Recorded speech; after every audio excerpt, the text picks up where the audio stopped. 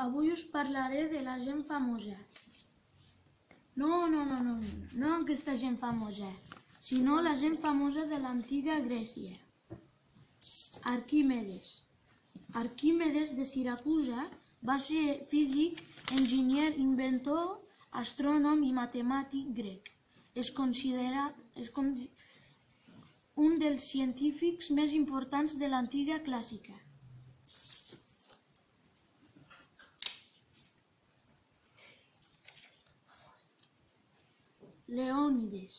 Leònides va ser el 17è rei d'Esparta. Va trobar la mort en 480 a.C., durant la Segona Guerra Mèdica.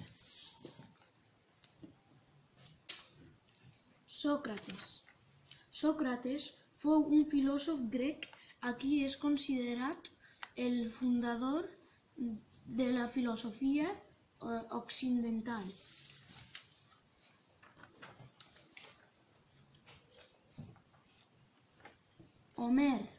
Homer és el suposat autor de les obres literàries més antigues conegudes a Europa: els poemes orals, la Ilíada i Odissea.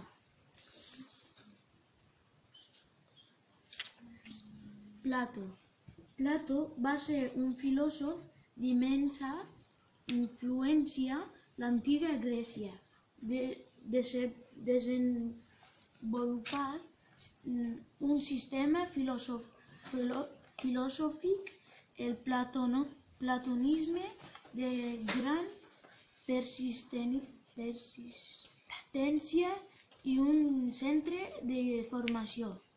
L'Acadèmia va ser deixeble d'Heràclit i de Sòcrates i mestre d'Aristòtil en comparació amb altres socràtics és anomenat Eurípides. Eurípides va néixer el 485 a.C. a Salamina. Fou un dels tres grans poetes tràgics grecs antics.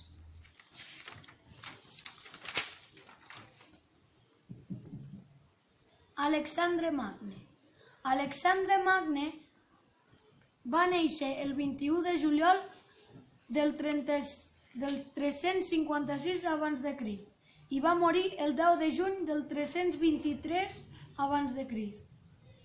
Va ser rei del regne grec de Macedònia, conqueridor de l'imperi persa i un dels líders militars més importants del món antic, convertint el seu petit regne en el centre de l'imperi persa. Aristòtil va ser un filòsof de l'antiga Grècia que es considerava com un dels grans pensadors. Va néixer el 384 a.C. i va morir el 7 de març del 322 a.C. Tales va ser un filòsof, matemàtic, geòmetra, físic i legislador grec. Tales argumentava que l'aigua és l'origen i essència de totes les coses. Tales va crear el concepte de filosofia, que significa amor a la saviesa. Es va guanyar fama de savi amb fets com el de la mesura de les piràmides egípcies o la mesura de la distància dels vaixells a la mar aplicant els seus teoremes.